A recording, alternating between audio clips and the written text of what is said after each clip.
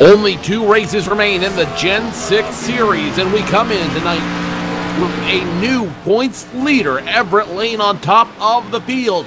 We've seen so far the points lead, very fragile, very precarious place to be. He comes in tonight 56 points ahead of Nathan Sedlak, 58 points in front of former points leader David Wank. Can he hold on with only 2 Gen 6 races left to go? We'll find out tonight as we get ready to go 125 laps around the always difficult tri-oval of Charlotte Motor Speedway. You're watching the Collision Works Auto Body 125 live from Charlotte Motor Speedway on LSRTV. Good evening, race fans. Joe Cortez, Carl Jones in the booth here, getting ready to call all the action here live from Charlotte Motor Speedway. But let's go ahead and kick it down trackside first for tonight's opening ceremonies.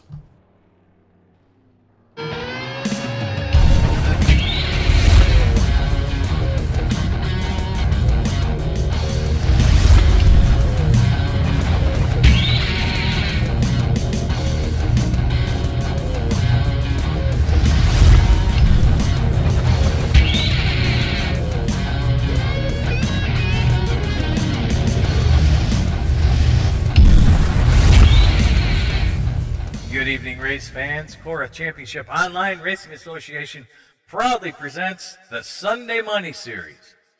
The Sunday Money Series is being brought to you by Cole's Wheelboard Truck Center, Redwood Falls, Minnesota. Berkey Painting and Sandblasting, a quality job at a fair price, Redwood Falls, Minnesota. Hurley Property Maintenance, when you want the job done right, Kingston, Ontario. Dale Smalley Drywall, the finish is what counts. Sophia, North Carolina. Small Town Computers, serving Midwestern Michigan. SH&D Trucking, Elburn, Illinois. Collision Works and Collision Works Auto Body Express, making friends by accident in Memphis, Tennessee. Now at this time, ladies and gentlemen, please rise, and gentlemen, remove your caps, as the Reverend Rusty Dent will deliver our invocation. Dear Lord, let us pray. We want to thank you, Lord, for all we have. Dear Lord, we ask you that you protect those men and women who serve us both here and abroad. And oh Lord, we give thanks to those who have served us and have given that ultimate sacrifice that we may enjoy the liberties that we have today. And oh Lord, we ask you that you give these drivers the skill and the good internet connection so that we may be given a race like no other. Lord, we ask you that iRacing give us the green-white checkers that we so deserve, and that we may enjoy an exciting race to the finish we all want to see.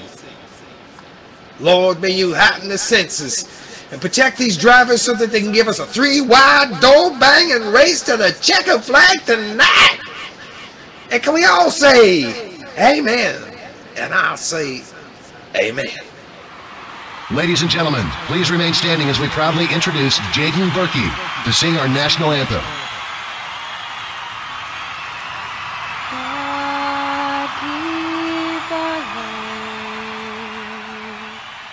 Glorious and free, oh Canada, we stand on guard for thee.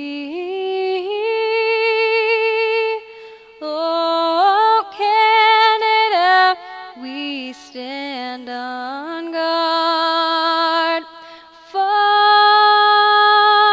thee. And the rocket's red glare, the bombs bursting in air, gave proof through the night that our flag was still there. Oh, say does that star-spangled banner yet wave o'er the land of the free and the home of the brave. And now at this time, the 5 sons of our CEO, James Brown, Alex, Andrew, Nick, Cody, and Ethan, will deliver the 4 most famous words in all of automotive racing. Good luck, drivers. To all those watching, it's time to sit back, relax, and strap it down. Let's go Sunday Money Racing, CORA style.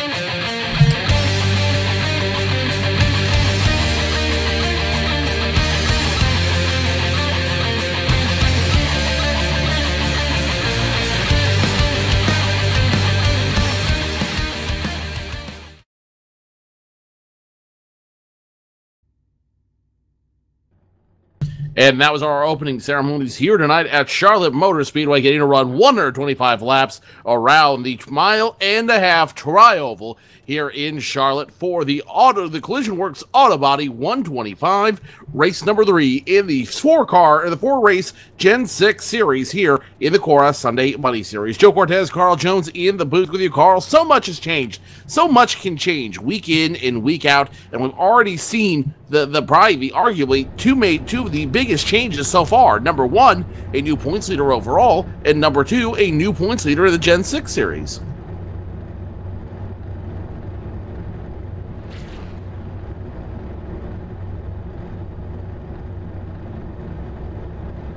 Well, does it work better this way? Yeah, we can hear you now. You were hitting the wrong button there, Chief. Well, that happens from time to time. But, yeah, like I was saying, Dominic Dyball has taken the Gen 6 point lead with last week's win. And I believe Everett Lane has moved up into the points lead for the overall. So he's leading points for the overall and in the truck. So this is going to be a really fun season here, ending up, sounds like, for Everett Lane, if he can keep it up. We are officially halfway done here with the regular season at CORA. Only 6 more races remain in the regular season, and Everett Lane looking to solidify that top spot in the points lead. Nathan Sedlak only 56 points behind, and David Wenk, who did not qualify for last week's race at Talladega Superspeedway, he ended up losing 2 positions as a result. Now he's still in striking distance, but in order for him to get back up front, he's going to need either Nathan Sedlak or Everett Lane to miss a race as well. Well, David did qualify 3rd tonight, so let's see if he can. Well, he qualified 3rd, but we're going to have the other drivers pulling up to the front like we always do. But he is still qualified. That'd be putting him in 6th position still, so that's still pretty good starting position. They are rolling off-road through the grid. Let's go ahead and take you through tonight's qualifying order presented by Collision Works Auto Body. It will be Don Stevenson at the top of the field tonight. William Roberts starting on the outside of row number 1, and Dominic Dyball in the 0-2 machine for a change, starting position number 3. David Cater will start position number 4 in the 45 machine. Jay Anderson will start position number 5. David Wenk will start on the outside of row number 3 in the 20 machine. Nathan Sedlak will start behind him. Parker Travis completes that row. Ryan Borges, Michael E. Johnson, the row behind them. Gordon Berkey, Joel Wood will be the next row. TJ Graves, Dylan Ackert, the next row after that. Salicardi, Richard Holland, the row after that. Gary Bauer, Dustin Loins will start the next row. Colton Berkey, John Pansula behind them side by side. It will be James Brown, Jason Halverson starting side by side. Charles Starks in the 19 machine will start right beside Mark McFadden Martin Porter, Everett Lane were positions number 25 and 26. Michael Tibbetts, Michael Whitlock, 27, 28. Phil Gary, Sean Dower, Bradley Cooper, James Wilkins, Marcus Babb, and Rex Buchanan rounding out your field of 34 here tonight at Charlotte Motor Speedway. Pace car will make its way down pit road this time by, and the entire field will be in command of Don Stevenson, the Coles Wheelberg Truck Center Chevrolet. He hits the hammer, and we are off, and we are green flag racing for the first of 125 laps. I believe Dominic Dyball's crew loaded the wrong car, because I think he's driving a Ford today. That's really got us confused here. He's driving the O2 now.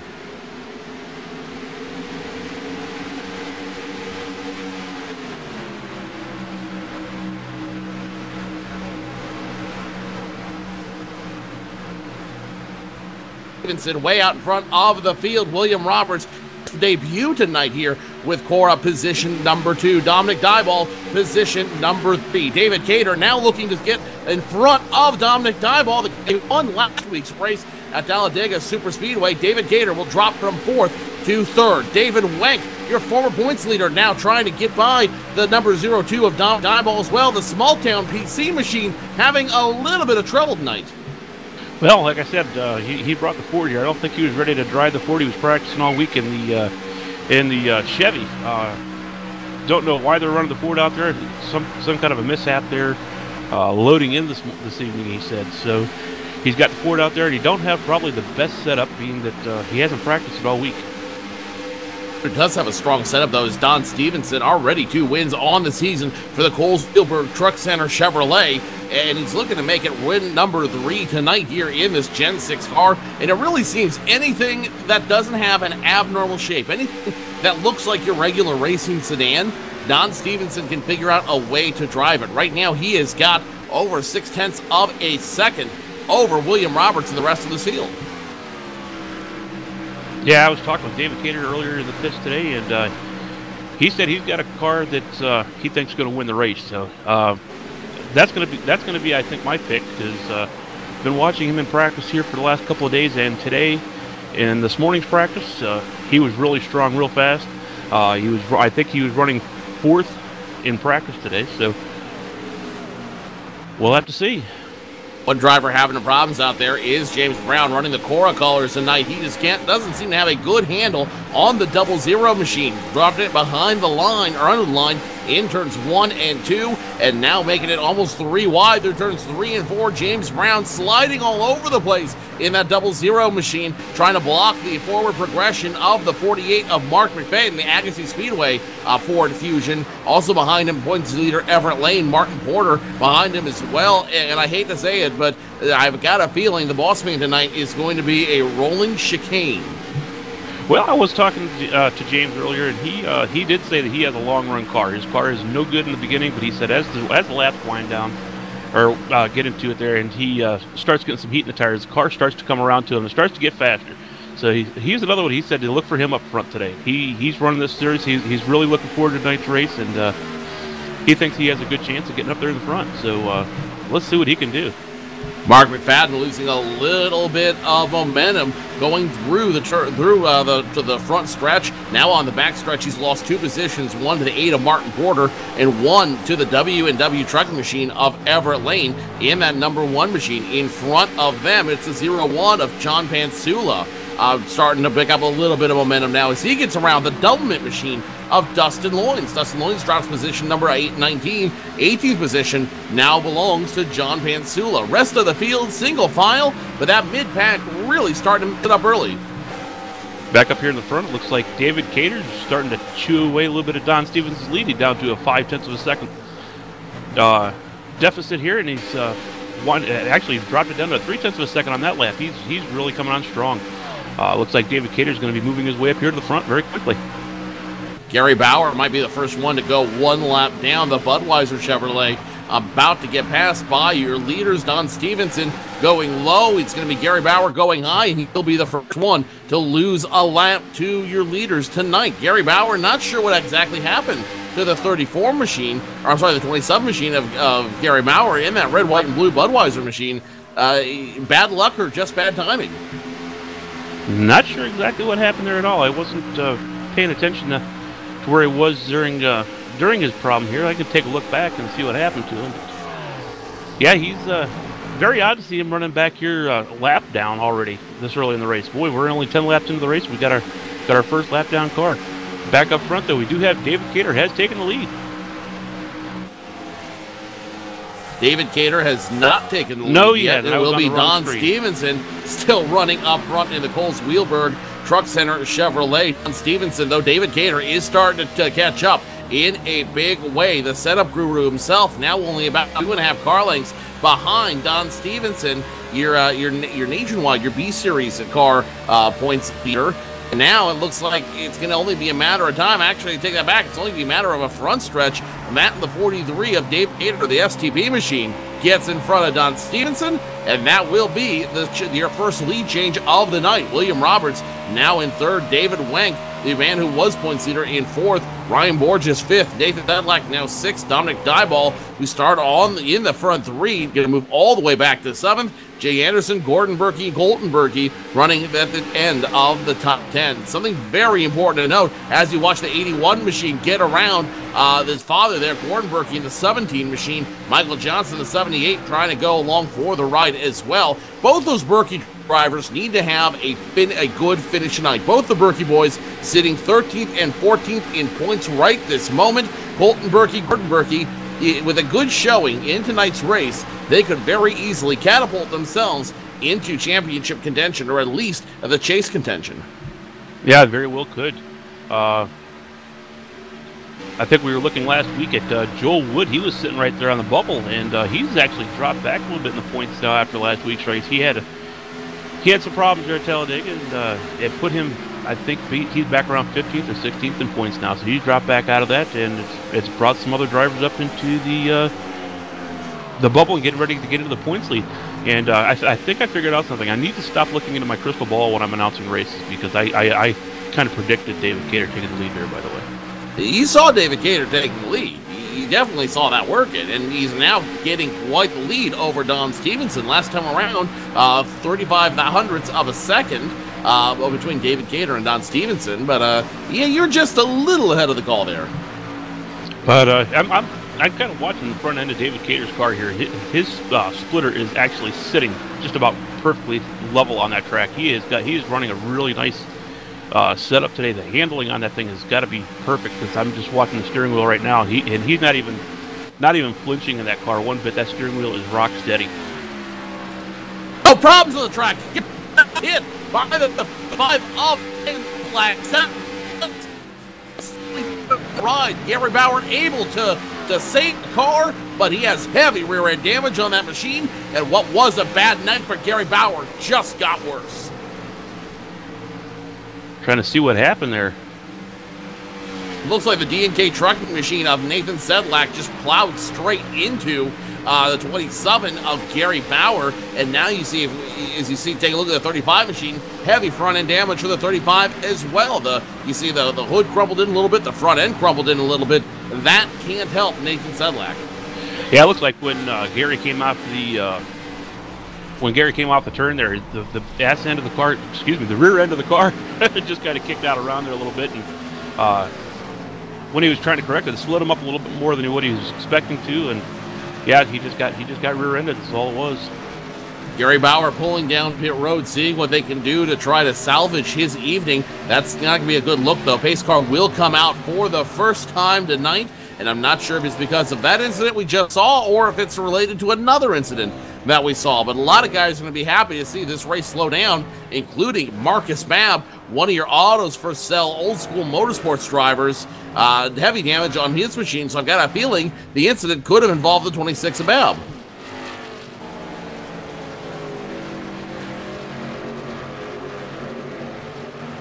Taking a look back at the replay, the 26 of Babb did touch the wall going into turns 3 and 4 back on lap number 16, but I don't know that that would be enough to bring the everything out. I'm looking back here. I'm not seeing exactly what happened, unless maybe they got some debris on the track there. These guys banging the wall. What's going on here? But here comes the first round of pit stops. David Cater's peeling off, and it looks like everybody's going to follow him down in the pits. David Cater will come down pit road, and everybody will take the advantage here on the yellow flag at lap 19 to come down to pit road and get a little bit of service on their machines. David Cater, the 45 machine, will make his way all the way to the very end of pit road, and it looks like it might just be a fuel-only stop for the 45 and maybe a couple adjustments. No, it'll be outside tires as well. First driver off pit road, though, is going to be the 29 of Dylan Ackert, one of the Collision Works Express machines. He missed his pit stall. He just absolutely missed his pit stall out there. He's going to have to come back around, back down on pit road. Don Stevenson wins the race off. David Cater, 2 tires, and back down and away. William Roberts, 3rd. David Wenk, 4th. And it looks like it will be Nathan Sedlak, your top 5, coming off of pit road. So Don Stevenson wins the race off pit road. But the problem is he's got to start on the front row with the 45 of David Cater. Yeah, David Cater did take 4 tires on that stop there. I think everybody just about took 4 tires on that stop, but yeah, he's gonna have a hard time trying to keep David Cater behind him. David Cater, a little bit upset about last week's black flag incident there, where he was black flag for entering before getting to the backstretch there, and he's wanting to redeem himself, and this is the perfect race for him to do it. He's good at these kind of tracks. That's why they call him the guru of setups. And when you look at the tracks that David Cater has won in year in the Sunday Money Series, Homestead Miami, he was a winner. David Cater, won Homestead Miami. He won Atlanta. David Cater plays strongly these mile to mile and a half tracks. David Cater really knows his way around these tracks. He feels comfortable here, and I'd almost argue that he's got a little bit of home field advantage in that STP machine tonight because he knows these tracks so well, and he knows how to set up specifically for these mile and a half tracks. Well, I got an opportunity to ride around with David Cater earlier today during practice, and he was that car is dead on the bottom. He can just about put that car anywhere he wants on the track, according to him, and it's just really super fast. But he's one of the things he did with his setup here that nobody else I'm seeing is doing. Even if you look at his car here under a caution flag, the splitter of his car is perfectly even with the track all the way across the track, and he's getting perfect aerodynamics across the nose of the car. Where if you look at some of these other guys, their splitters aren't quite level with the track, and they're not nowhere near as far down. Everybody else is looking like they're a little bit higher up in the front end in the nose of the car than he is. But that just helps him get the nose of the car down on the track and helps him get bite and steering better. So yeah, he's just really good at these setups. That's why they call him the guru of setups, I'm assuming. Another major point of contention, another major storyline we're following tonight. One of the major drivers that did not qualify for tonight's race at Charlotte Motor Speedway, Michael Churchma, the 88 Lafarge Chevrolet. He did not make it to the race tonight. He did not qualify in, and that's going to be your second Storm Motorsports driver in 2 weeks. That a regular driver here in the CORA Sunday Money Series that did not qualify in. Is there some derision going on at Storm Motorsports right now? I'm not sure exactly what's going on there because he did qualify 4th in yesterday's qualifier. I don't know where he's at tonight. So Michael Churchman not coming to the grid tonight for whatever reason, and we hope everything's all right with Michael and the Churchman family. But that is very strange to have 2 Storm Motorsports drivers not make it into the final show in 2 weeks. Yeah, last week David Wenk just didn't qualify. He didn't make he was at a qualifier and he did not get a qualifying position. But yeah, Michael Churchman, he was in yesterday's race, finished 4th. That would have put him in tonight's show. Interesting things going on. We'll have to follow up more about them during the week. Pace car lights are off. He will go back down to pit road. Now in turns 3 and 4, Don Stevenson, David Cater on the front row. William Roberts, David Wenk, the row behind them. Bradley Cooper now in your top 5. Nathan Sedlak, Dominic Dieball, Ryan Borges, Colton Berkey, Michael Johnson rounding out your top 10 here at Charlotte Motor Speedway. Pace car lights are off. Pace car ducks down pit road. And now Don Stevenson, David Gator. It's going to be a drag race for position number 1. Stevenson hits the gas first, and Stevenson will take it away. The Coles Wheelwork machine in position number 1. David Gator second. William Roberts in his CORA debut, position number 3. David Wenk fourth, and Nathan Sedlak hits the jump on the numbers 32 of Ryan Borges, that number 32 being the Aurora Coin Chevrolet of Ryan Borges, and Ryan Borges will be caught sleeping. Battle behind him between Bradley Cooper and Dominic Dyball. Your last week's winner in the small town PCs Ford is going to be position number 8, getting the jump on Bradley Cooper. Michael Johnson now in the top 10. Colton Berkey holding on for dear life in the top 10.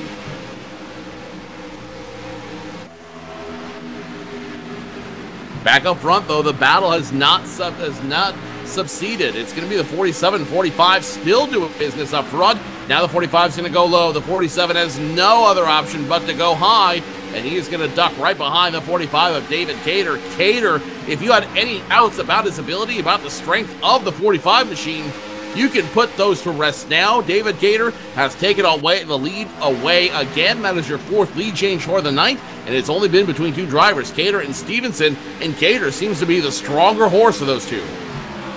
Yeah, I was, like I said, I was talking with David Cater earlier today in the pits, and I was asking about his future with CORA. He said next year he's going to be next season he's going to be coming in here and running a full season. And one of the things he kind of said that was interesting was the IndyCar series that we're going to be going into here soon. He said he is not really too often familiar. He said that's going to throw him for a loop because he's not too often familiar on how to do setups with the IndyCar. But he's been doing some practicing out there. He's got a couple of guys out there that's been working on some setups for him, and he's gonna try to make a good showing on there. But as of right now, David Cater's out in the lead and pulling away. He's got up to a 0.2 of a second lead over Don Stevens and William Roberts.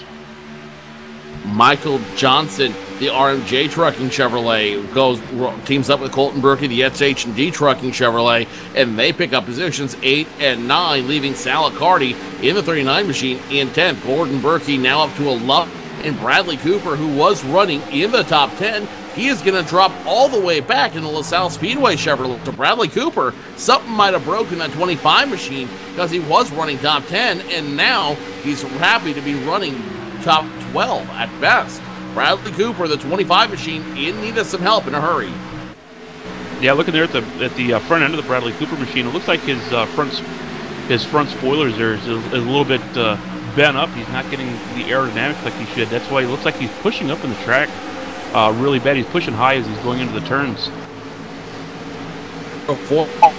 Loins being warned by the my administrators about electrical issues in the Doublemint Ford, telling the driver if they don't resolve the electrical issues on that machine, he might be forced to drop back through the field. In front of him, Marcus Tibbetts, Ford positions 27-28, trying to hold on to those positions up front through the group. Top 20 remain pretty much the same, except for Michael Johnson now trying to get underneath the 02 of Dominic Dyball for position number 7. Colton Berkey wants to go along for the ride, and I think the seriousness of the matter, the gravity of the situation, if you will, has caught on with Colton Berkey in the 81 SH&D Trucking Chevrolet. He understands he needs to go big or go home, because if he doesn't go big, he might be going home at the end of the season. He'll definitely will be making a trip to the bank here if he doesn't start picking the season up here a little bit. And that's the important thing here for these guys is let's bring some money home, because this is about the only series out there that really has this kind of a. As Dominic Dyball just smacks the wall going into turn 1. Wow, that was a hard hit there. Hard hit for that driver, as now we start as lap traffic about to be relevant once again here on the track. David Cater, Don Stevenson, William Roberts, 2 of your top 3 drivers still remain in the top 3. Nathan Sedlak, David Wenk in the top 5. Ryan Borges, Michael Johnson, Colton Berkey, Dominic Dyball, the 02, doing everything he can to hold on after hitting the wall hard. You see him jump out of line again to the 02. Now having some major issues. The small town PC Ford Fusion doing everything he can to hold on. And you know, after last week's win, Dominic Dyball is eager to prove that it wasn't a fluke. He can get that car moving, maybe not to victory lane, but at least for a strong showing for the sponsors. Well, I'll tell you right now, somebody's going to probably get fired in the Dominic Dyball crew there for loading the Ford Fusion on the car onto the truck instead of the Chevy. Because, like I said, he came in here without a setup, and he came out here with no practice whatsoever. He got that little bit of practice right before the race with the Ford Fusion. That was it. He's been practicing all week with the Chevy, and I think this is going to hurt him. He's done a little bit of damage to the front of the car there. He's got a little bit of toe out there in the front of the car, which is really causing him issues getting into the turns. Now, if I understand the story right, and I could be wrong, there was an issue with Dominic Diamond's regular Chevrolet. They just didn't get the hauler and everything down here to Charlotte in time. So Dominic had to go to his buddy Charles Starks and say, hey, can you guys lend me a car? Because I got to be out there tonight after that great showing for my sponsor. Long and short of it, they gave him the 02, and the crew worked overnight to put the small town PC stickers on that Ford Fusion. And the bad news is the 19 machine, Charles Starks, who normally runs the 02, the Jigs machine, had to pull the backup car out of the garage and rebrand it from the 02 to the 19. And now Charles Starks is the worst end of that result, as he is now sitting 25th on the field. 25th, yeah, I was just gonna say he's 25th in the field here right now, running the Jigs Chevy SS. Yeah, he's kind of odd why he'd give up his main car, but that's what he did. He gave up the main car, so I guess because Dominic Dieball's got the points lead and wanted to give him a chance to stay up there in the points in the Gen 6 series. That's the only possibility I can think of on why you give up your main car. The 02 of Charlie Starks normally running the Chevrolet, but not sure why they had the Ford loaded up. Stranger things have happened, though, in the grand world of sim racing. One of those things happening right now on track is Gordon Berkey, the 17 machine, the Berkey painting and sandblasting 17 of Gordon Berkey, now getting passed by Bradley Cooper side by side. Great battle now for position number 11 as Gordon Berkey can hold on, touches the wall coming off of turns 1 and 2, give the advantage to Bradley Cooper, and the LaSalle Speedway 25 might have the advantage, might not. Here comes Gordon Berkey once again on the outside in that 17 machine. He's going to try to work it on that outside. Not going to happen, though. He's going to lose position to the 25 of Bradley Cooper. The 17 just seems strong. It's turning very well on that high side, but it just doesn't have the horsepower to make it work there on the high side for him. Richard Holland, the old school's motorsports driver, driving the AutosForSale.com yellow and black colors. He's just waiting for one of those two drivers to make a mistake. You know he's just sitting there chomping at the bit, licking his chops, waiting for someone to make a mistake. There it is. The 17 machine goes around. Gordon Berkey, the Berkey sandblasting and painting machine, goes around, tears the rear end of that machine, of that car off, and we are back under caution for the second time tonight on lap 38.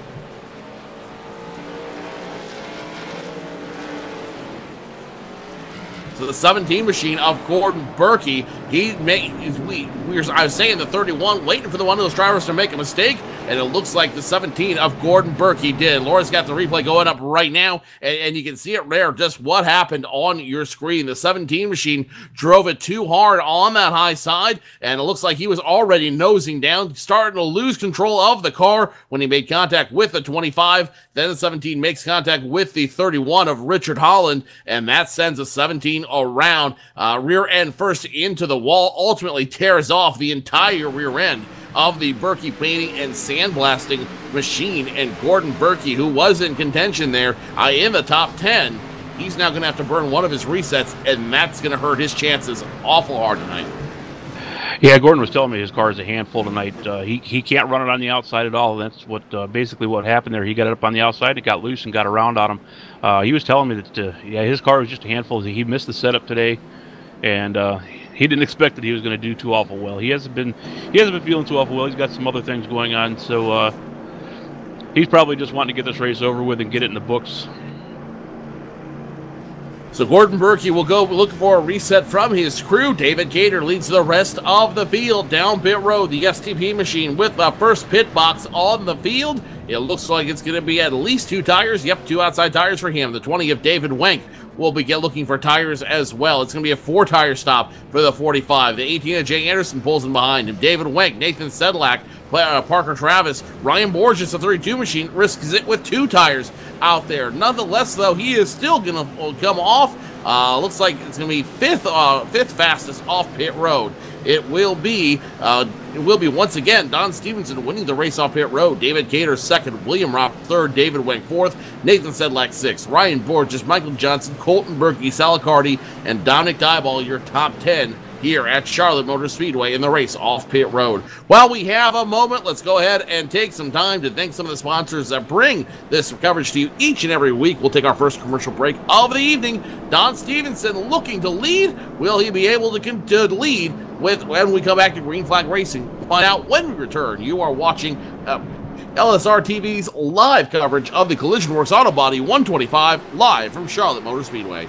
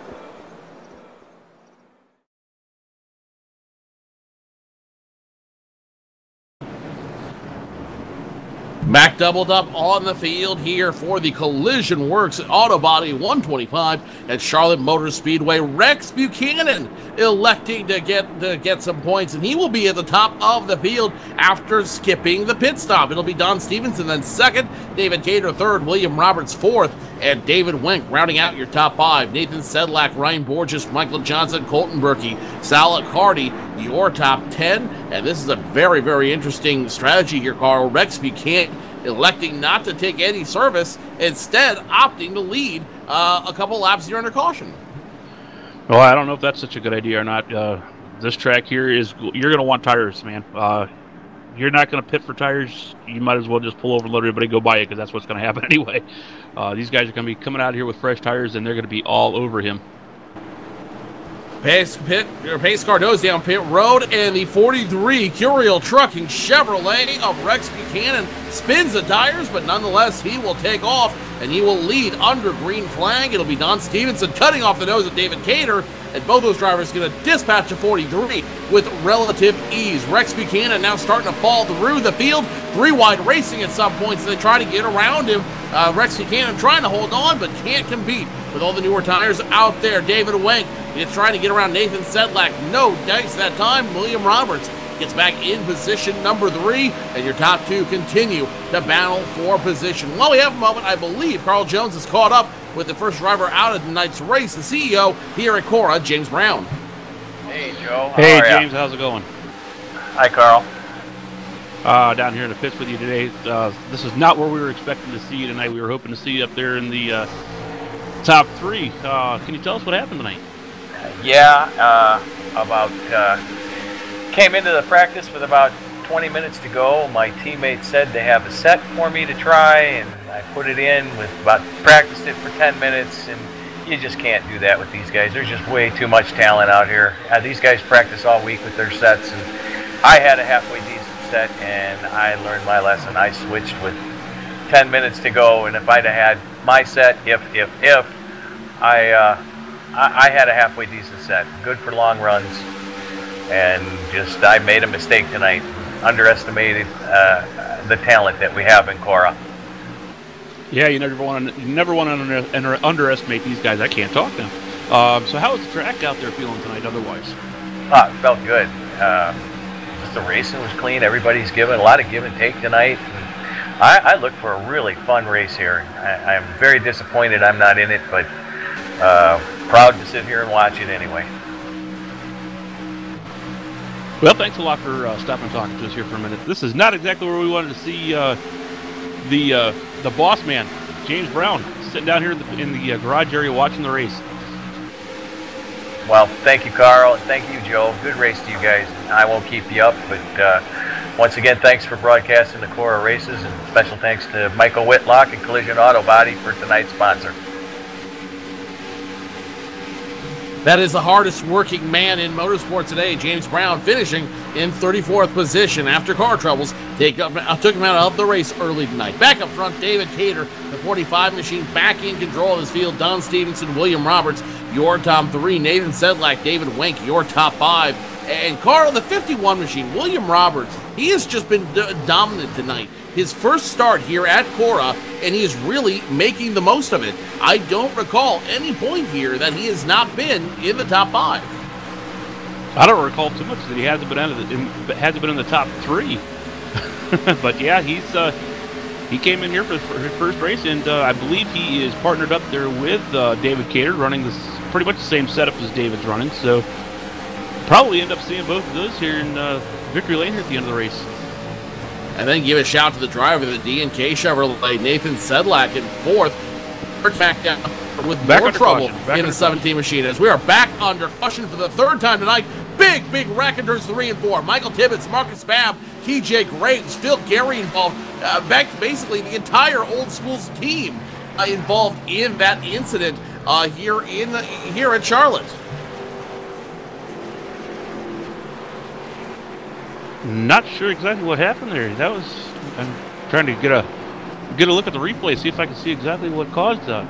It all starts around the 68 machine of Phil Gary coming off of turns 1 and 2. That car with right side damage just gets loose and doesn't go anywhere out there. The Old Schools driver, driving the autosforsale.com, yellow and black, hits the wall hard, gets down in front of traffic, and then that just creates a major shakeup around him. Rex Buchanan has to hit the wall to get around him. The 28 machine of Michael Whitlock plows right into the 68 machine. The 21 machine, that 21 belongs to, I believe, it's going to be Jason Halverson. He's going to get right in the mix of it, and then it just piles in from there. TJ Graves right in the middle of it. All the Old Schools Motorsports team gets a piece of it. Sean Dower gets a piece of it. Marcus Babb gets a piece of it. Phil Gary gets a piece of it, and the 97 machine as well. The 97 of Michael Tibbetts gets a huge part of it. So 5 cars involved in that one. 5 cars going to be burning their only reset of the night. Also burning his reset in this night, your points leader, Everett Lane, got a huge piece of that one. And the W&W Trucking Fast Lane Motorsports driver, he is now going to have to burn a reset after heavy smoke pouring out of the 1 machine. Yeah, watching that replay there, it looks like Phil Gary, when coming out of the turn, excuse me, the rear end got around of it, he just overcorrected it, and he just blew his motor as we speak. Oh boy, more trouble. So he's going to have to actually tow now to get into the pits. Everett Lane currently out of the car. We're waiting for him to get back onto the racing surface as he gets towed back to the garage to get his one and only reset. Everett Lane understands just how fragile that points lead is right now. Remember, all it took was one missed race for David Wenk to lose the top position in points to Everett Lane. David Wenk Nathan Sedlak could take it back just as easy from Everett Lane if they can get a huge finish, and Everett Lane's forced to finish towards the back. And looks like pit stops are picking up again. Pit stops picking up again down on pit road, and it looks like a couple drivers are going to come down to the attention of their crews. Marcus Babb down on pit road, Rex Buchanan looking to get some damage repaired.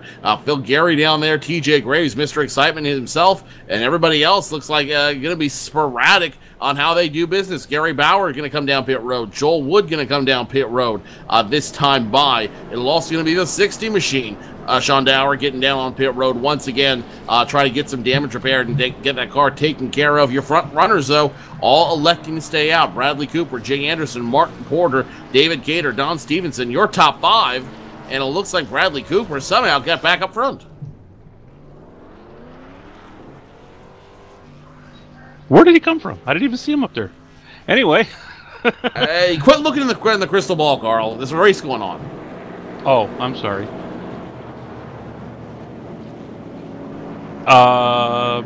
No comment? Yeah.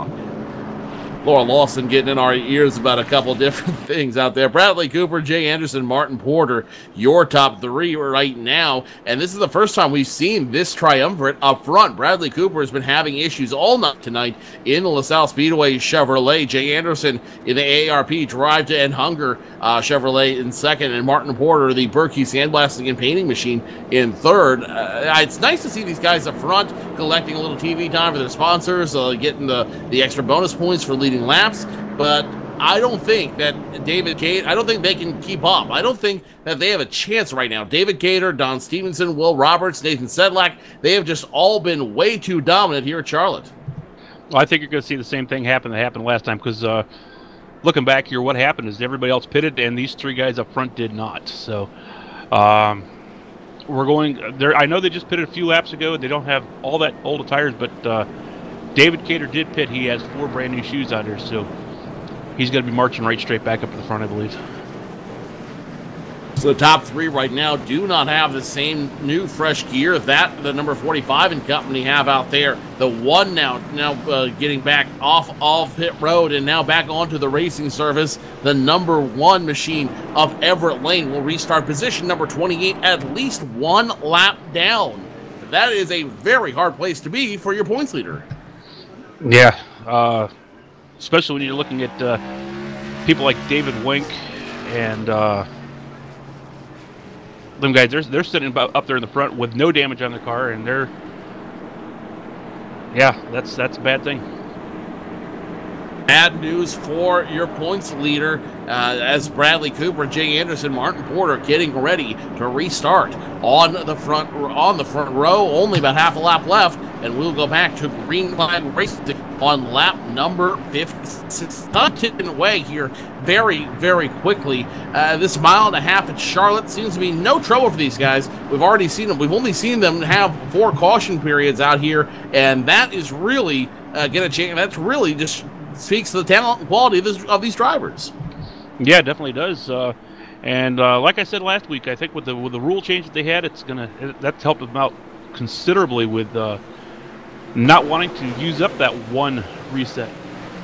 Bradley Cooper hits the loud pedal hard and fast, and Bradley Cooper, the LaSalle Speedway Chevrolet, up front, position number 1. Now Martin Porter trying to get around the 18 machine of Jay Anderson. Jay Anderson starting to bottleneck him a little bit as he tries to fight for position number 3. Not going to work, though, as David Cater, Don Stevenson line up, and they get around the 18 with ease. William Roberts, the 51 Bud Light Chevrolet. He's going to now try to get the dispatch couple drivers himself, but he's stuck on the high line. He's stuck behind the 18 of Jay Anderson. Jay Anderson's getting past. Here comes Nathan Sedlak, David Wank, and now the 51 machine nowhere to go. Can't get down from the high side. He's going to force the issue. He's going to force the issue with the 32 machine. The 32 of Ryan Borges almost getting the 39 of Salacardi. Very, very heavy driving up front. Can you say freight train? Because that's just exactly what just happened right there. They just freight trained him all the way back to where did he fall to? He fell down around 8th position with that restart. But Cater. What? Go ahead. As a David Gator getting ready to dispatch another driver. He is now on the back bumper of the 25 of Bradley Cooper. Bradley Cooper used the traffic to his advantage for a little bit, but the LaSalle Speedway driver just can't hold on. David Gator looking to be the first three-time winner here in the Sunday Money Series. He's already won 2 races in these sedan-style cars. Now looking to add a third one to his resume. Don Stevenson is going to be second. Nathan Sedlak moving up to position number 4. David Wank now in the top 5. And Will Roberts, after getting freight trained, like you said there a minute ago, Carl, after getting freight trained, he is going to have a long way to go. He's going to have to climb the ladder all over again. Yeah, David Gator, I think he's running his own race today. He's not going to let anybody else play. He's not going to let anybody else have any fun, is what it looks like to me. Side by side, the 39, the 02, getting ready to do a little business for that 10th position.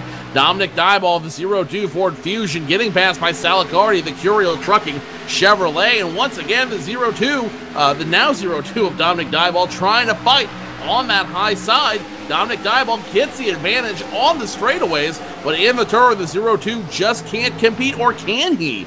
Dominic Dieball showing a little muscle on the high side, but is it going to be enough to hold off the advances of Salicardi? I think you're going to see the same thing coming up here right now. He's going to be freight trained just like William Roberts was, because these guys are going to gang up on him on the bottom side of the track, and they're going to come up right on around him. Well, I don't know if it's the diet that I'm on or what, but I can't seem to talk tonight. James Wilkins in the bottom dollar auto transport Chevrolet, now having some issues. He's going to have to come down pit road for an unplanned pit stop, as he's got to have that right side damage repaired on the number 3 machine. So James Wilkins sporting the new sponsor tonight. Not a good way to bring the new sponsor on the track by having to put it behind put it in the pits for a little bit, and not that track time that is so valuable to each of these out there. But good for him, good for James Wilkins, and congratulations on the new sponsorship with the partnership with Bottom Dollar Auto Transport.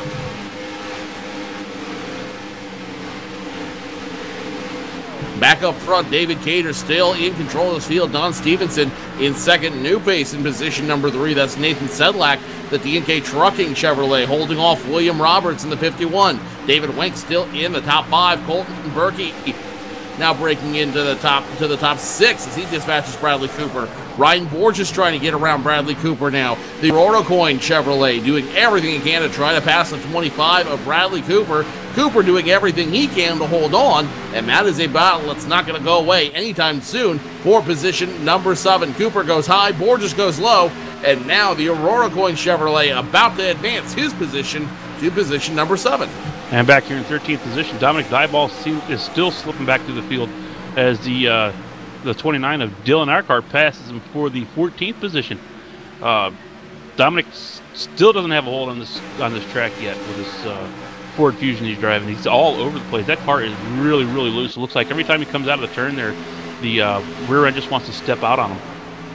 Rear end wants to step out of him, and you're seeing that from a lot of drivers out here. A lot of guys having a hard time on the turns, especially when they're running that high side. The car just wants to seem to go its own way. It wants to kind of figure out where it wants to go, and you're just brought along for the ride. The driver that's feeling that right now is Jay Anderson in that drive to end hunger AARP machine.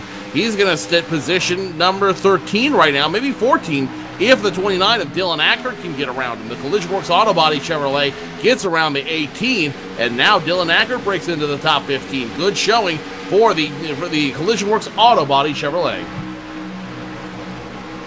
One driver that's not having a problem right now is David Gator, as he pulls out just about a full second lead now over Don Stevenson. I think this is about the biggest lead we've seen so far tonight by David Gator. The 1 machine of Everett Lane trying to navigate traffic a little bit there. The number 1 of Everett Lane doing everything he can to hold on to the position. He's now worked his way up to position number 26, but his biggest competition, his biggest rivals right now in working the top 5.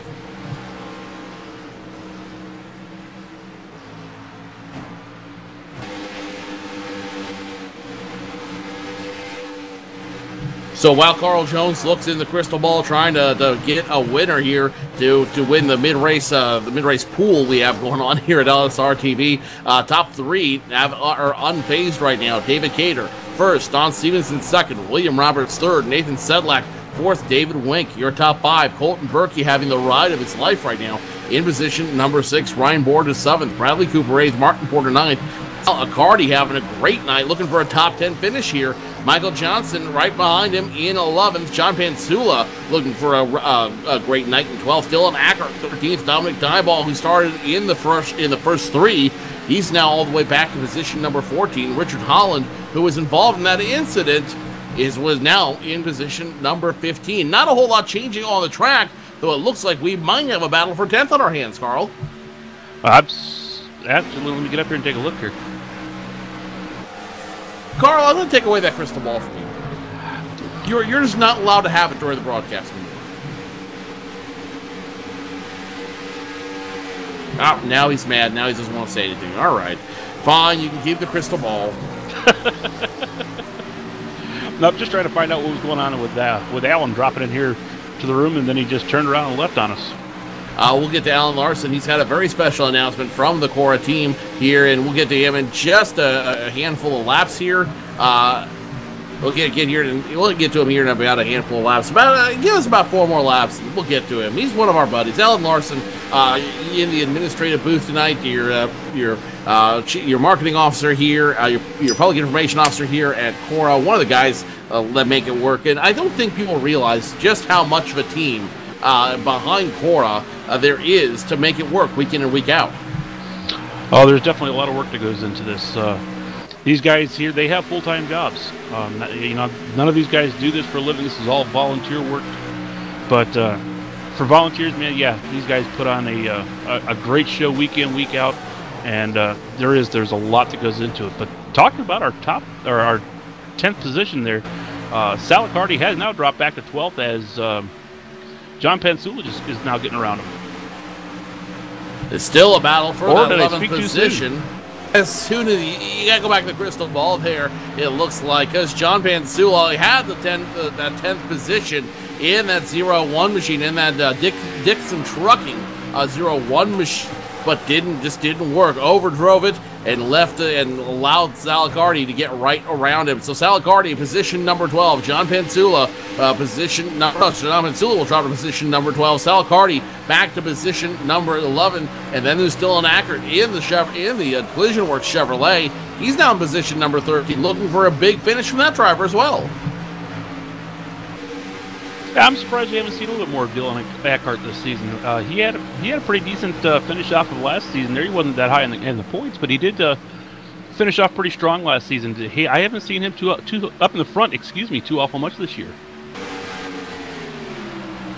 Not terribly up front all season long, but now having a great run tonight. And different tracks will definitely do that to you. Nobody knows that as well as our very own Alan Larson, who we saw last week at Talladega. Tonight he is up in the administrative booth. But Alan, I'm told that you have a very special announcement tonight. Of course.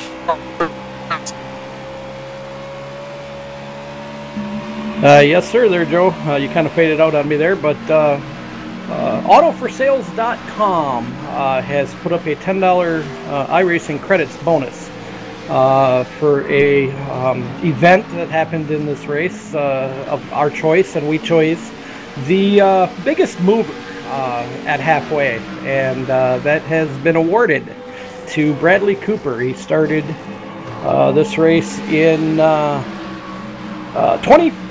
31st position, and at halfway he was running up within the top 5. So he's been given the $10.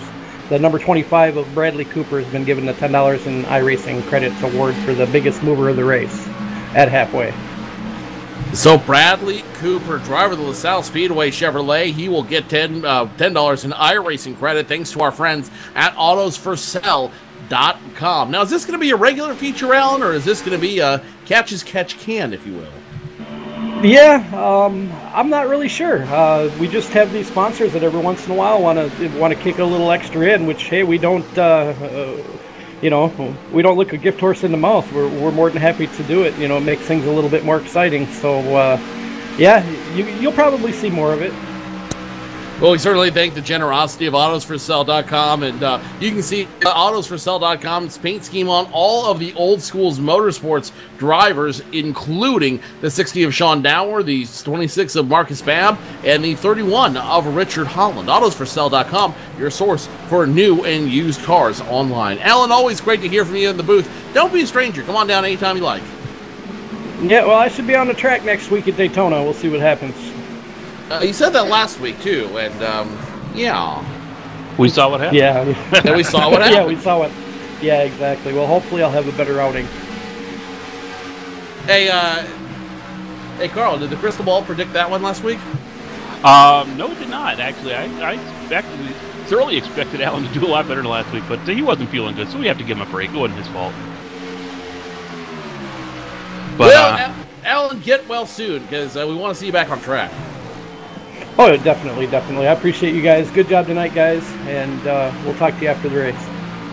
Alex Larson, one of your administrators here in the CORA Sunday Money Series. David Cater dispatching Michael Tibbetts in the 97 machine. Don Stevenson about to do that next. Rex Buchanan right now being credited as one of the highest drivers one lap down. In fact, the highest driver one lap down is Michael Tibbetts in that 97 machine. So this really hurts the efforts of the one of Everett Lane, because Everett Lane was looking for a good run tonight. Now he's 2 laps down in position number 26, ineligible for that lucky dog, Carl. yeah, that's a shame, because Everett's a great guy. And like I said, he's leading the Truck Series points and got up there to the points lead here in the full series. And, yeah, this is definitely going to hurt his chances. Just picked up a radio broadcast here between John Pansula and his spotter. He said his car is a handful. I've been watching him the last few laps, and he is just fighting in these turns. He is really having a hard time making it around the turns. Right now we got Richard Holland getting ready to put him behind him, and yeah, John's just having a really tough time of it right now. You're right on board now with the 0-1, the Dixon Trucking Chevrolet of John Pansula. And Pansula's been having a great run all night long. He had been in the top 10. Now he's faded back to position number 12, and immediately on his back door is the AutosForSale.com Chevrolet of Richard Holland, trying to get around that 0-1 machine. If he can make it work. The 31 looks like he's trying to get around the 0-1, but the 0-1 driving so erratic, trying to get around the track. In fact, I think I even saw him use the grass, the hook, that 0-1 around. So he is definitely hurting out there. And when he's back able to come down for pit stops, I think Pansula is definitely going to be looking for an adjustment on the 0-1 machine. Oh yeah, he's gonna have to do something, because that car is just loose. Every time you go into the turn, if you watch his steering wheel, he just cranks that steering wheel back to the right again, trying to catch it. One driver saying he's having a great time in his car is the 8 of Martin Porter, the Berkey Sandblasting and Painting Chevrolet, just telling his crew chief, hey, this car works pretty good on older tires.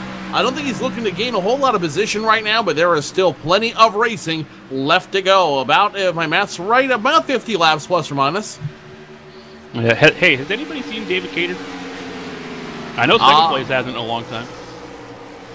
David Cater, Don Stevenson, 2.52 seconds last time by, I believe. I could be wrong, but I believe the time zone right now between David Cater and Don Stevenson.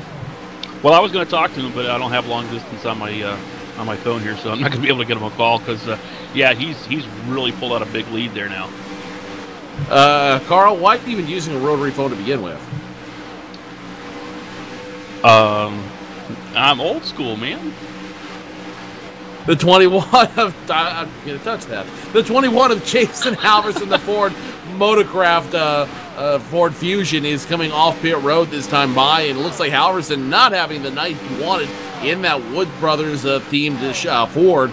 He just looks like he's just not happy with the car out there. I know the crew's trying to make it as good as they can, but running in 26th position, over 5 laps down, Jason Halverson just does not look happy with it. I think they're just running on to here now to keep the points up and try to pack it up for Daytona next week.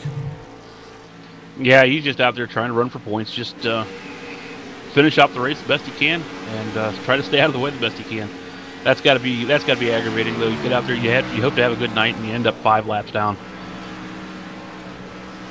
Martin Borders still in position number 8. Ryan Borges, though, with a little bit newer tires, trying to get around the number 8 machine. Ryan Borges, the Aurora Coin Chevrolet, trying to dig around that 8. The 8 looking to wiggle a little bit. He said he was happy with the older tires, but Martin Borders got to be feeling the pressure, and he's got to, if I'm him, I'm starting to rethink playing the conservation game so early here at Charlotte. The 8 makes a mistake in turn number 4, allows the 3-2 of Ryan Borges to pull up. In fact, he's going to let the number 8 or the number 3-2 go by. So score Borges now. And we got a wreck on the track.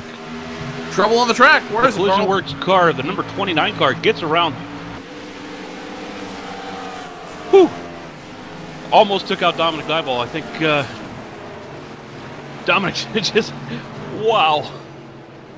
Sorry about that. That one just kind of took my breath away watching that. I just happened to be on Dylan's car when he went around there. I didn't know what was going on at first. Dylan Ackert looks like he makes contact with the 06 machine of Parker Travis. Travis gets right in the 29. Hip checks him, and the 29 goes for a wild ride in the infield. Takes out one of the cones on pit road. Spins right into traffic, and then causes the 60 machine. The 60 machine to go around. That is Sean Dower. That causes the 18 of Jay Anderson to brake hard and end up making contact with the wall. So a one-car incident inadvertently turns into a 3-car incident. Sean Dower already using one of those resets. He is not going to be in a happy place. The 18 machine is not going to be happy as well. A lot of damage, a lot of front-end damage on that 18. In fact, the entire nose on a Jay Anderson's drive to end hunger AARP machine completely torn off. Yeah, I think Dylan Ackart just used his air mileage on there. Did you see the air he got on the front stretch there? Holy cow. I think he earned a couple of frequent flyer miles as a result of that one. David Cater leads him down pit road, and this could be the last stop for your leaders. David Cater looking for 2 tires. Nathan Sedlak looking for 2 tires out there. And is it going to be a 4-tire stop, though? That's the question. Yes for David Cater. Yes for David Wenk. Yes for Nathan Sedlak. Ryan Borges, Michael Johnson now in the attention of their crews. Here comes the 06 of Parker Travis. He's now looking for tires and fuel. Dominic Diebold now down on pit road. Sal Accardi, the 8 of Martin Porter coming in. The 31 of Richard Holland gets 4 tires, full tank of fuel. He's down and away. Has to contend with traffic now coming down pit road.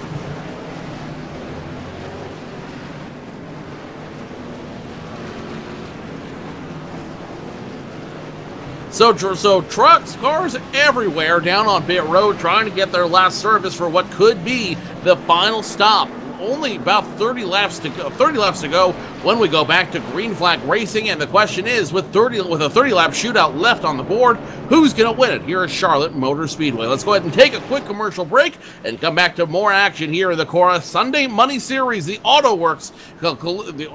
Collision Works Auto Body 125, presented by Collision Works Auto Body in Memphis, Tennessee. More action to come here on LSRTV.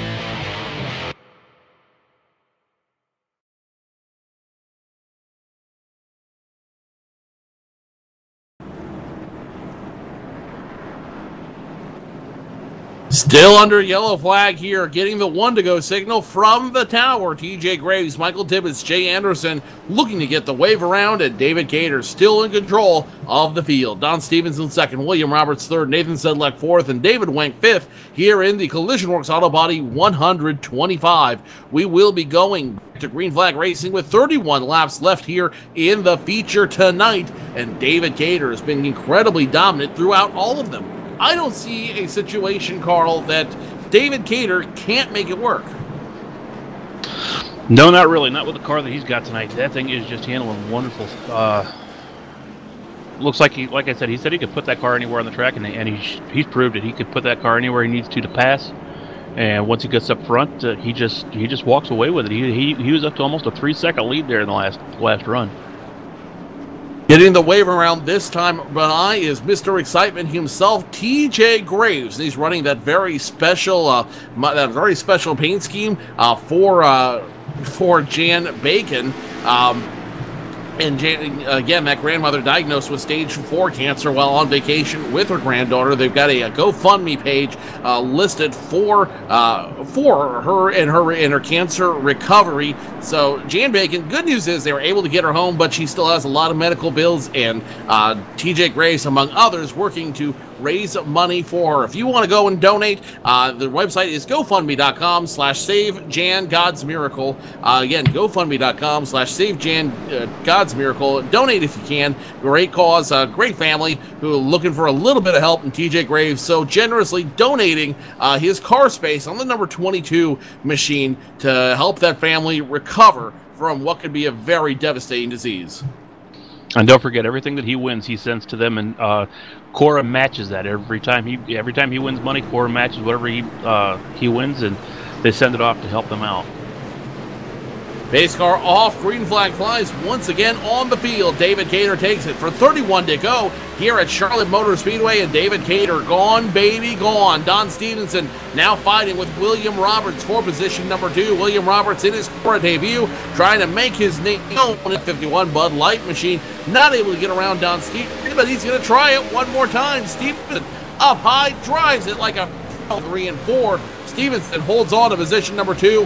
William Roberts back in 3rd, and now we've got other drivers behind him looking for some positions. Nathan Sedlak 4th, David Wenk 5th, Ryan Borges 6th, Colton Berkey 7th, Martin Porter, Bradley Cooper, John Pansula, your top 10. Battle for 11th around Dylan Ackert and Michael Johnson. Dylan Ackert finds a way to recover from that incident, and now Dylan Ackert position number 11.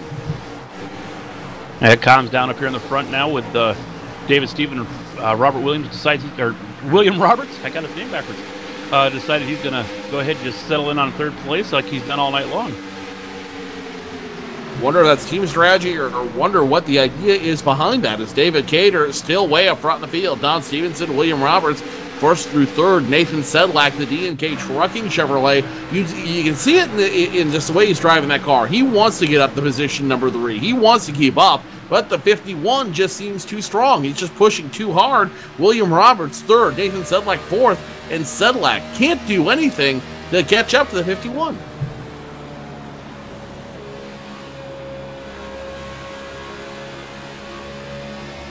You run now on board with Nathan Sedlak, the 35 D&K Trucking Chevrolet, and Sedlak working as hard as he can to try to get that car up there. You see him working that wheel on board with that 35 machine, but there's just something about that car. It's just not as fast as a 51 of William Roberts. Roberts comfortable in 3rd right now. David Wenk comfortable in 5th. And it looks like not a whole lot of battling going on. You would expect more battling to go here with less than 30 to go, but everybody just kind of taking a nice casual approach to this.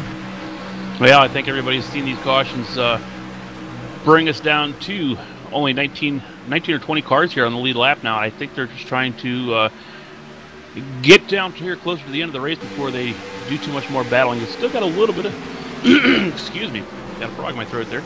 Still got a little bit more to go here yet, so I think they're just going to try to settle down here and try to make it towards the end before they start making any big moves. Make any big the lead. William Roberts, that order has not changed.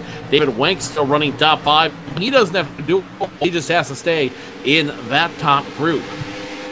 Well, I know what Robert Williams is trying to do. Robert Williams trying to stay in 3rd. Oh, he just wants to get up here and talk to you. He figures, if I finish 3rd, I can still get to talk to him. William Roberts, he's got a good car right now. He's got a strong car. He's got a great run going right now. And William Roberts, you got to give him a lot of credit. His CORA debut, his first race out here tonight, and he can walk away with a little bit of money. There's nothing wrong with that. Yeah, we've seen that quite often here. Matter of fact, David Cater came in his first race of his history with CORA. And I believe he won that race. And we had 2 or 3 other drivers that had done the same thing over this past season that has at least finished in the top 3 in their debuts. Stats and turn on that and see if we can exactly pull off those guys who have won in their first time here in CORA. William Roberts looking to set himself up very big in that respect.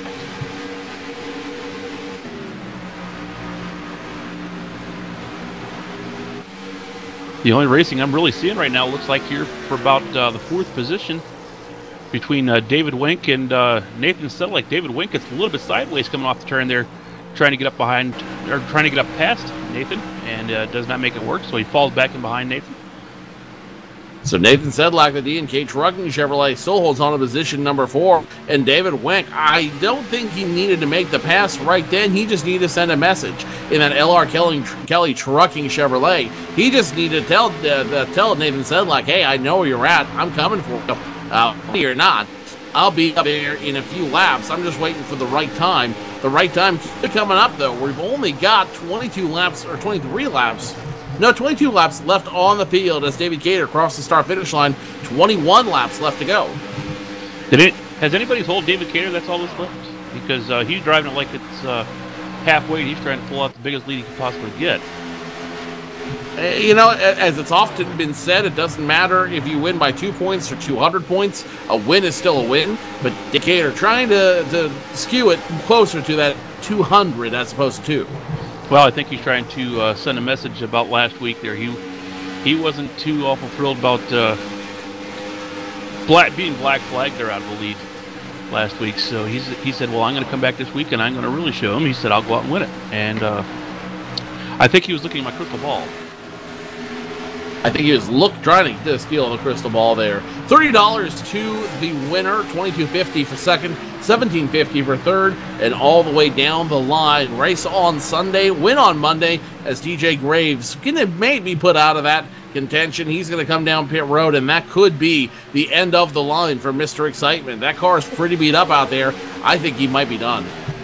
Yeah, TJ's he's used up his resets. He's just trying to get in there and get some of the damage fixed on the car the best he can. He's got the left or the right side fender pretty well caved in on the front tire there, so he's having a pretty tough time of it, but he's gonna make it the best out he can.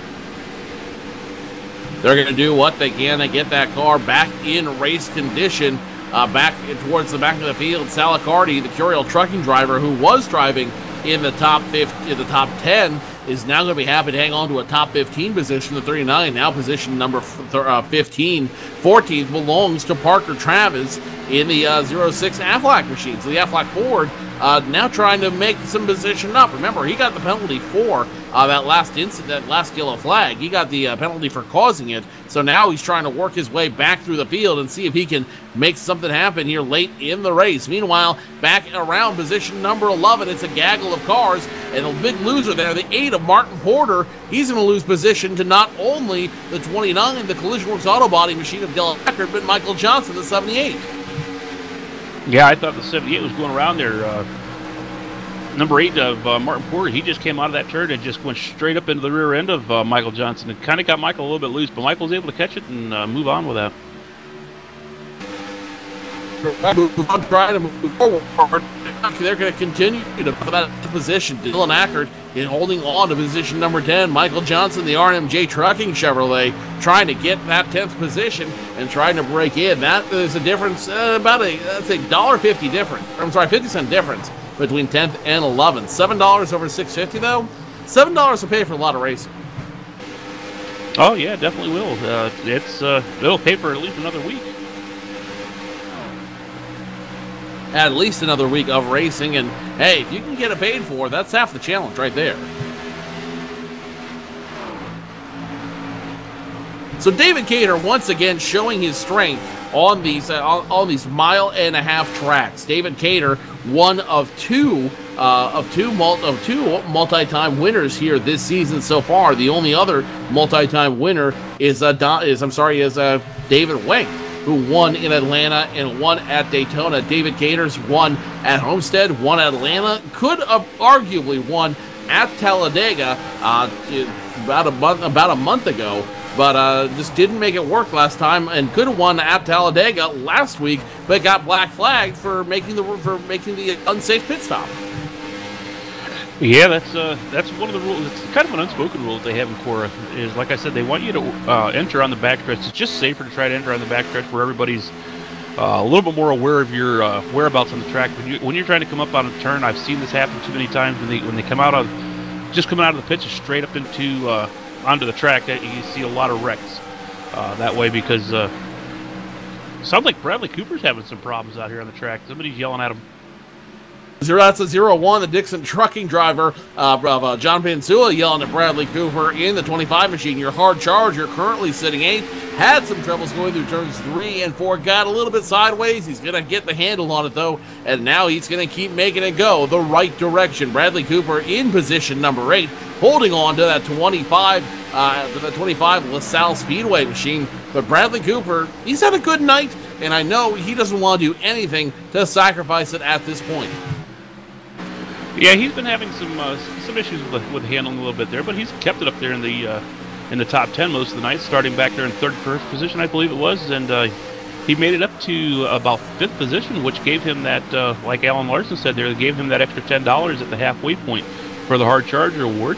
Yeah, he's been having some issues with the handling there. I've been watching him off and on, and he's getting loose more than he's not. So it's been kind of a hairy run, even though he is running up in the top 10. 10 laps to go now as David Cater crosses the start-finish line. 10 circuits before David Cater can officially take away the win. Rex Buchanan getting passed now by the 47, the Coles Wheelberg Trucking Center Chevrolet of Don Stevenson. William Roberts now cruising that 3rd place finish. Nathan Sedlak, David Wenk, your top 5. Not a whole lot of passing going on right now. Dylan Ackert ultimately gets passed by Michael Johnson for position number 10. The Collision Works Auto Body Chevrolet trying to hold on to position number 11. That's just not going to happen, though, as here comes the 31, the AutosForSale.com Chevrolet of Richard Holland, and here comes the 06 of Parker Travis. He's going to go around him as well. So the 31 now trying to get around the 29. It's a side-by-side battle. Went late in the race, and already bad blood between the 29 and 06. That's going to be interesting watching these two guys get side-by-side here in just a little bit of time. The 29 lets the 31 around. The 29 and 06 now side-by-side once again, and that wasn't a good combination the first time they tried it.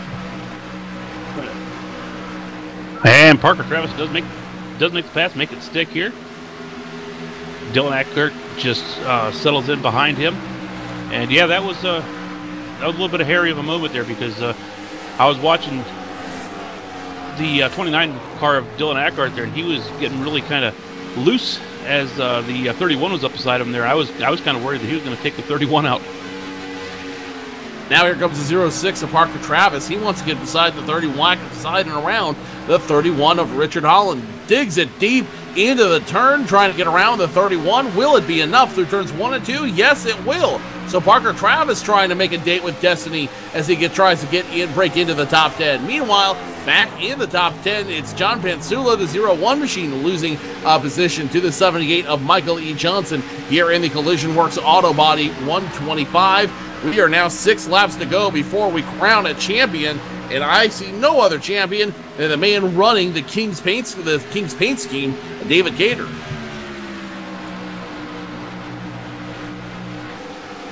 One and a half second lead over Don Stevenson, and yeah, I don't think anybody's going to even have a chance to sniff his paint job there when he's in. 5 laps to go before this race comes to an end. The Collision Works Auto Body 125 at Charlotte. David Cater, Don Stevenson, William Roberts, your top 3. Now William Roberts on the back bumper of Don Stevenson. The Coles Wheelberg Truck Center Chevrolet trying to keep off the 51 of William Roberts, but I think he's finally he's bided his time. He's worked his way around, and now William Roberts looking to try to make a splash late in the race. He's only got 4 laps to do it, though, so if he's going to make that move, he's got to make it in a hurry.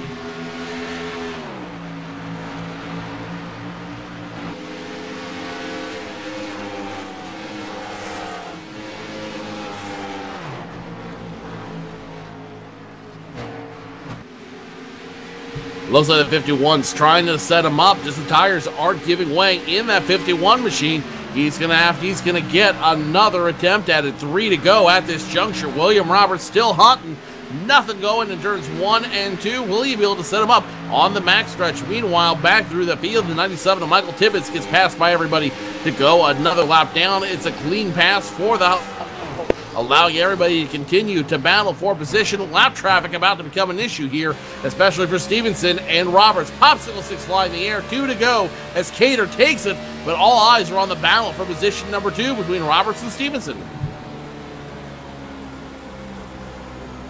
We're on board now with the 51 of William Roberts, and he wants to be the little engine that could. The Bud Light Chevrolet wants to get it. 79 now wiggling all over the place. The 79 of Joel Wood, the R&R Trucking Chevrolet, just trying to figure out how to get out of the leader's way, able to do so before anything crazy happens, but that's going to cost him a little bit of time and allow the gap to open between Stevenson and Roberts. White flag flies in the air. David Cater, all he has to do is not get an incident this last lap, and he's got the win. Don Stevenson, William Roberts, though, map battle has just taken a new life of its own. David Cater now takes it for the last time into turns 3 and 4. The STP Chevrolet will claim his 3rd win on the season, his 2nd one at a 1.5-mile track. Charlotte Motor Speedway, the Collision Works Auto Body 125 belongs to David Cater. Don Stevenson finishes 2nd, William Roberts 3rd, and it will be Nathan Sedlak 4th and David Wenk your top 5. What a crazy race we saw, and what a race that was well fought and well earned for the winner, David Cater.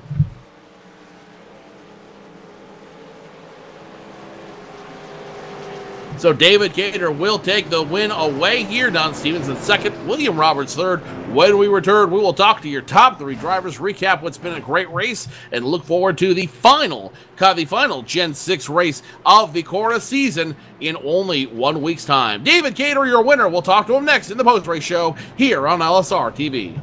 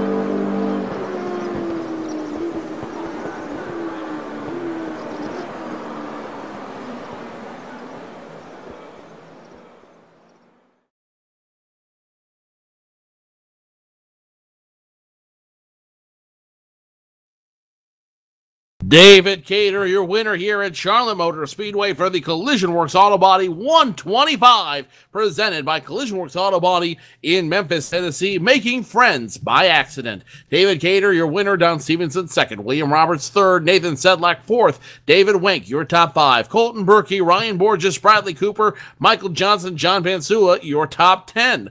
Parker Travis, Richard Allen, Dylan Ackert, Markin Porter, Dominic Dieball, your top 15. Sal Hardy, Sean Dower, Dustin Loynes, Charles Starks, Mark McFadden, rounding out your top 20. Joel Wood, Jay Anderson, Michael Tibbetts. It's going to be Jason Halverson and Everett Lane, your top 25. Rex Buchanan, TJ Graves, James Wilkins, Gary Bauer, Marcus Mabb, your top 30. Phil Gary, Michael Whitlock, Gordon Berkey, and James Brown, rounding out your field of 34 here in the Collision Works Auto Body 125. But only one man can sit on top of the scoring pylon, and that is the 45 of David Cater, the STP machine. And David, your machine worked like a son of a gun tonight for driving you through the most laps led for your third win here in the CORA season. Yeah, I couldn't ask for a better car. The thing was just sitting on rails all night long. I barely had to drive it, honestly. All I had to do was just keep it on the bottom, and it would sit there all day. The 45 machine definitely was the car to beat. What was the secret to it? The setup? What was the real strength to it that made it work for you and the entire 45 team? Well, actually, Don kicking my tail in the first qualifying race. I said, okay, I got to figure something out here because I'm not going to be able to keep up with him. And I went to the team, and two of the guys on the team, Chad Lawton and Jared Crawford, sat in here with me during a couple of practice races, said, okay, well, let's go to work, see if we can't find something. And we spent about an hour putting this thing through telemetry and working on it together. And after that, I made a couple of minor tweaks just to fit my driving style, and it was set on a rail. So between Chad and Jared Crawford and the One Up Motorsports guys, I couldn't have asked for a better car tonight. David, more importantly, you really seem to find your strength on these mile-and-a-half tracks. You've won Atlanta, you've won at Homestead, now you've won here. This really seems to be your home ground. Yeah, I love the mile-and-a-halves. I really do. Texas, Charlotte, Homestead, Atlanta, I love those tracks. But I'll be honest with you, I'm just as comfortable running Richmond, Milwaukee, New Hampshire. I like the flatter tracks, so I'm looking forward to when we can get the cars to the shorter, flatter tracks. It makes it a lot of fun. Next week, the absolute opposite of that, Daytona for 100 laps. How you feeling about your chances there? You didn't fare too well at Talladega last week. How you feeling about Daytona coming up next week? I'm looking forward to Daytona. We worked really hard with telemetry and the rest of the team on a Daytona set for the NIS race, the very first race of the season. So I'm already set up and ready to go for Daytona. It is glued to the racetrack. We'll do anything I want, anywhere I want. So all I got to do there is find a good partner and have a little luck. David Cater, who makes it work for you in the STP team? I'm sorry, say it again. I said, who makes it work for you in the 45 team? Oh, first thing, I got to thank the boys at One Up Motorsports. I mean, to me, it's the best group of guys on iRacing, especially Jared Crawford and Chad Lawton for taking some time and coming in here with me and working this set in to where it was just sitting on rails all night. My girlfriend, Denise Clark, for letting me sit here and do this for all the time it takes to practice and keeping my house clean and my pit bull fed and taking care of the things that I should be doing while I'm sitting behind this thing. Thanking those two is the biggest thing there, and just thank the rest of the drivers here. If it wasn't for Don kicking my tail in that first qualifying race, I'd have never sat down here and done it. And if it wasn't for the black flag for last week, you know, I wouldn't have had a fire lit under me to say, okay, well, I got to go to work now. And so that's the main reasons why I sat down and done what I did with this thing. The fire is lit in the belly of the driver of that 45 machine, the STP Chevrolet of David Cater. Coming in first tonight, David, great win tonight. Congratulations on your third win of the season, and we will see you in 1 week's time at Daytona. Thank you, my friend. David Cater finishing first here tonight in the Collision Works Auto Body 125 at Charlotte. Don Stevenson and the Coles Wheelberg Truck Center Chevrolet finishing second. And Don, David just said it best. If you hadn't have beat him so hard, so bad in the qualifying race, he wouldn't have been so dominant tonight. Are you regretting that move at all? Well, no, not really. I mean, my hands were kind of tied there because I had my wedding here on Friday, so I wasn't going to be able to put any practice time in after Monday, so I had to try to get it dialed in as best as I could, and I mean, obviously he made some great adjustments and great improvements to his setup because I had nothing for him at the beginning of the race, and we tried making some tire pressure adjustments throughout the night and got it running faster and got it running better where I was at least closer to him, but still in the long run just didn't have anything for him. But wait. More importantly, though, I think we're missing the lead of the story. Is it true? Is it official? Don Stevenson is now spoken for? Yeah, got the wifey here. Yep, got married on Friday and went and did a little honeymoon, so to speak. Friday night and Saturday night, and just got back in town about an hour or so before the race. So that's about it. I hadn't been fighting this flu all week, and so had an uphill battle tonight, but was proud of the run. Pit crew did an awesome job, got me out front a couple times, but just couldn't hold them off. Congratulations to the new Mr. and Mrs. Stevenson. So obviously that now begs the question, how does the new Mrs. Stevenson on your third evening of wedded bliss feel about you coming to the track? Well, she told me I better win tonight to help pay for the honeymoon, for the wedding and everything, but she couldn't quite get it done. But she's always been so supportive of everything I've done and allows me to spend the time on here. And so, I mean, I can't thank her enough. I love her more than anything. Don, 1 week's time will be at Daytona, and it looks like you got a lot to race for when you get there. How are you feeling about Daytona? Well, kind of about the same as I felt Talladega last week. I mean, it's a crapshoot. You don't know what's going to happen. I mean, you can try to, build a good set and try to qualify up front, but a lot of times the best plans don't come true. And I mean, it's just going to have to get out there and race their tails off and try to have something there for David. Don, who makes it work for you in the 47 team? Well, gotta thank Coles Wheelberg Truck Center for sticking with us and been trying to get him back in victory lane and been getting real close, and hopefully we'll get there next week. Gotta thank the guys at Storm Motorsports that really helped dial this set in a little bit while I was away this week, and gotta thank of course my wife here for everything she's done and everything, and I also really gotta thank my family. Had some great family come in over the middle of the week and really helped prepare for the wedding and really made it a great day and made it memorable, made it a weekend that I'm going to remember the rest of my life. So I got to thank them more than anything. Don Stevenson finishing second tonight in the Coles Wheelberg Truck Center Chevrolet. Who's more excited about the second place finish, you or the wife? Well, the wife probably doesn't know yet, so I'll say me, but she'll probably watch the telecast tomorrow, so I'm sure she'll be happy. For the first time, Mr. Don Stevenson finishing second here tonight, and the Collision Works Auto Body 125. Congratulations on the second place win, but more importantly, congratulations on your nuptials. Thank you, guys, and thank you, LSRTV and CORA. Again, I'll tell you, this was a great race tonight, a lot of green flag racing. I also got to thank all the drivers out here. This really was a really good race. I mean, very few cautions, had some long green flag runs, and hats off to all the drivers out here. It was a great race. Don Stevenson finishing second. Good run. We'll see you in 1 week's time at Daytona. Thank you, guys. Don Stevenson finishing second. William Roberts in his CORA debut finishing third.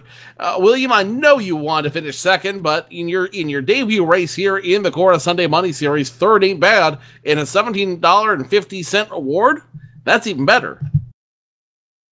Yeah, definitely, especially with the competition out here. Competition is real tough. We got David Cater, Don Stevenson, Dieball, and quite a few others. So I'm definitely happy to come out here as a rookie and finish third.